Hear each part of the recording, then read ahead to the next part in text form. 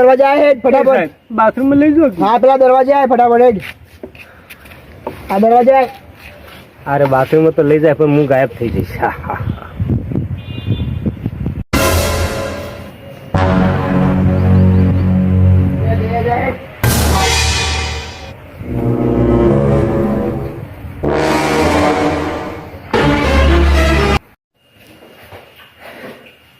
હવે મોકો જોરદાર આવ્યો. હવે છે ને હું પોલીસ વાળાનો બરાબરનો 36.